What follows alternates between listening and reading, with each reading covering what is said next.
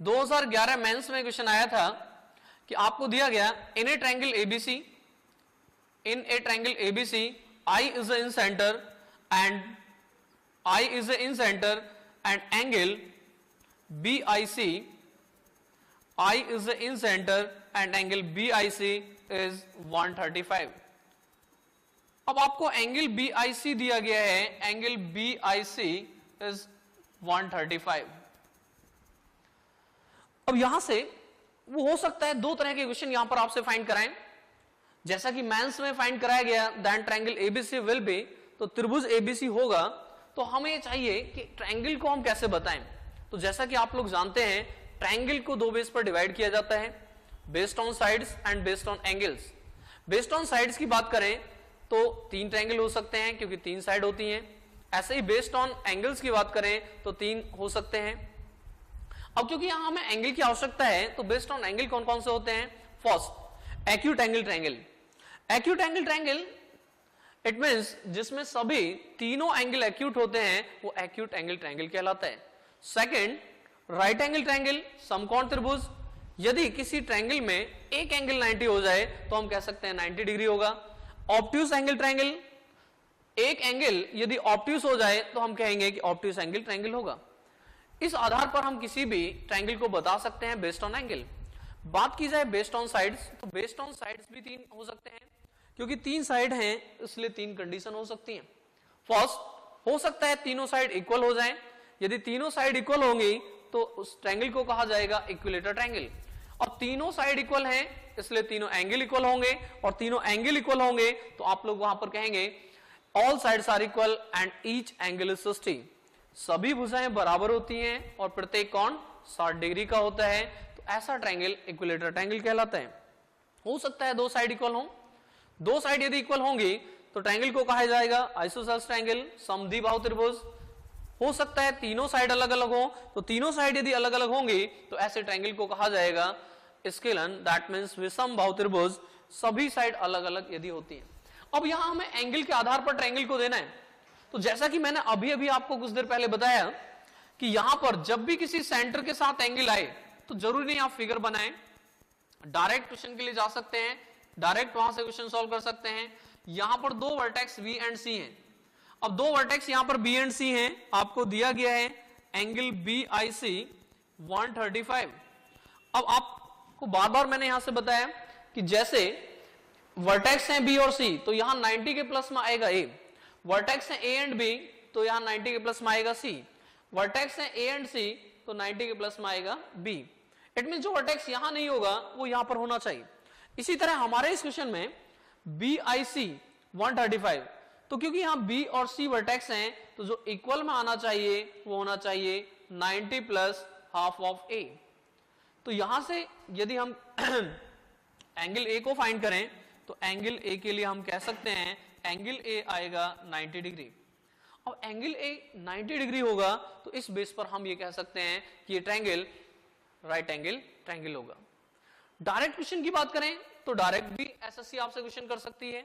Direct question किस तरह से कर सकती है कि वो आपको angle A they, BIC find करा लें। इस तरह से भी छोटे छोटे क्वेश्चन आपसे किए जा सकते हैं। अब क्वेश्चन उठता है कि जैसे इंटीरियर एंगल का बाइसेक्टर जहां पर इंटरसेक्ट करते हैं, it means intersection point of angle bisectors is called incentre. ऐसे ही एक्सटीरियर के बाइसेक्टर हो सकते हैं। तो एक्सटीरियर के बाइसेक्ट होने पर क्या कंडीशन आती है उसके लिए देखते हैं क्या कंडीशन हो सकती है। तो एक्सटीरियर के बाइसेक्टर की बात करें, ये चीज आपको क्लियर होगा कि या तो ओनली एंगल के लिए क्वेश्चन कर सकते हैं या दूसरा हो सकता है कि वो आपसे ट्रायंगल के लिए क्वेश्चन करें, और ट्रायंगल के लिए यदि क्वेश्चन करते हैं तो आप एंगल बेस पर ट्रायंगल का भी आंसर दे सकते हैं। जैसे कि एक एंगल 90 है तो इसलिए ये ट्रायंगल राइट एंगल ट्रायंगल होगा। अब क्वेश्चन आता है माइंड में कि ऐसा हो सकता है कि एक्सटीरियर के एंगल बाइसेक्टर हो, तो एक्सटीरियर के बाइसेक्टर के लिए कुछ राइटर्स एक्स सेंटर उसे लिखते हैं बट उसे सेंटर नहीं कहा जाता है, क्योंकि यदि तीनों आकर बाइसेक्ट इंटरसेक्ट करें तब आप कह सकते हैं कोई सेंटर होगा। अब क्योंकि एक्सटीरियर के बाइसेक्टर में सिर्फ 2 होंगे इसलिए आप कह सकते हैं कि उसे कोई सेंटर नहीं कहा जाता है। मान लीजिए आपको इस तरह से कंडीशन मिलती है कि in a triangle ABC BO and CO are exterior angle bisector of angle B and angle C. आपको इस तरह की कंडीशन मिल जाती है। आपको कंडीशन मिलती है कि BO और CO बाइसेक्टर हैं, दैट मींस ये दोनों एंगल इक्वल होंगे, इसी तरह से ये दोनों एंगल इक्वल होंगे। अब यहां से हमें चाहिए एंगल BOC।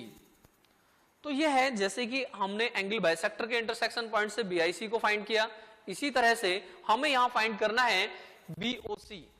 अब क्योंकि ये एंगल B है, अगर इस एंगल की कंप्लीट बात करें तो ये होगा 180 माइनस बी। इसी तरह से ये एंगल C है और इस एंगल की बात करें तो ये होगा 180 माइनस सी। अब ये क्योंकि बाइसेक्टर है तो इसका यदि आप बाइसेक्टर करेंगे तो ये जो एंगल है वो होगा 90 minus b/2।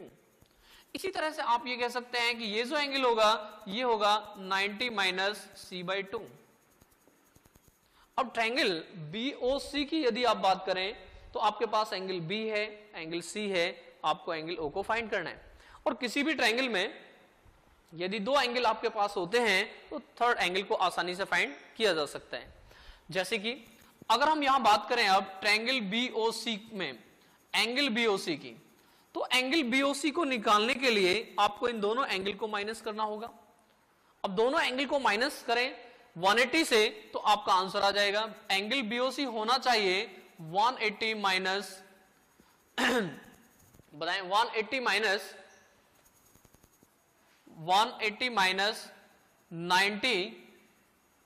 90 minus b/2 and 90 minus c/2। इन दोनों के सम को यदि हम माइनस कर देते हैं तो यहां पर एंगल BOC आ जाएगा। अब जैसे कि क्योंकि यहां माइनस किया जाएगा, ये माइनस होने के कारण माइनस 90 होगा, ये माइनस 90 होगा तो ये 180 से कैंसिल हो जाएगा। माइनस होने के कारण ये प्लस हो जाएगा, माइनस होने के कारण ये प्लस हो जाएगा। इस तरह से आप ये कह सकते हैं आपके पास होगा एंगल B प्लस C का हाफ। तो ये हो गया है BOC। तो BOC हो गया है half of angle B plus C। तो जब BO और CO एक्सटीरियर एंगल के बाइसेक्टर होते हैं तो उस कंडीशन में आप ये कह सकते हैं कि एंगल BOC जो होगा वो होगा half of angle B plus angle C। तो यहां से बात की जाए कि इसको एंगल A में लिखना है तब भी हम बहुत आसानी से लिख सकते हैं। Angle B plus angle C के स्थान पर लिखा जा सकता है 180 minus A। Angle B plus angle C के स्थान पर लिखा जा सकता है 180 माइनस A। और यदि अब आप यहां से हाफ से इंटू करते हैं तो ये होगा 90 माइनस हाफ ऑफ A। इस तरह से BOC के लिए दो कंडीशन आपके सामने हैं। BOC के लिए जब आप यूज करें तो हो सकता है कि आपको आवश्यकता पड़े half of B plus C की, हो सकता है आपको आवश्यकता पड़े 90 माइनस हाफ ऑफ A की। तो यहां से कुछ देर पहले हमने सीखा था कि इन सेंटर पर जो एंगल बनता है BIC ये होता है 90 प्लस हाफ ऑफ A, और अब ही हमने सीखा है ये होता है 90 माइनस हाफ ऑफ A। अब यहां से क्योंकि डायरेक्ट कुछ कंडीशंस बन सकती हैं इसलिए डायरेक्ट आपसे क्वेश्चन किए जा सकते हैं। फर्स्ट, हो सकता है डायरेक्ट इतना सा क्वेश्चन आपके लिए आए कि आपसे कहा जाए BO and CO exterior angle bisector of angle B and angle C, तो आपको आंसर देना होगा half of angle B plus angle C। यदि हो सकता है आपसे क्वेश्चन किया जाए एंगल BOC, तो एंगल A यदि मिला है तो हम आसानी से BOC फाइंड कर सकते हैं। अब यहां से एक और रिजल्ट यहां से निकलता है, जैसा कि आप लोग यहां देख रहे हैं कि यदि हम एंगल BIC और एंगल BOC का सम करें तो BIC है 90 plus half of A and BOC है 90 माइनस हाफ ऑफ A। तो हाफ ऑफ A यदि यहां से कैंसिल हो जाए तो एक रिजल्ट आपके सामने आ गया है कि angle BIC and angle BOC का सम ऑलवेज 180 होगा। अब यहां से हो सकता है क्वेश्चन बनाते समय ओनली इतना ही क्वेश्चन आपसे किया जाए कि सम को फाइंड कराया जाए तो आपको आंसर देना होगा 180।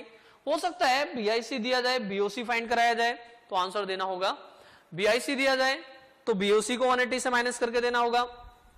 BIC फाइंड करना है तो 180 से BOC माइनस करें, BOC फाइंड करना है तो 180 से BIC माइनस करें। इट मींस हम ये कह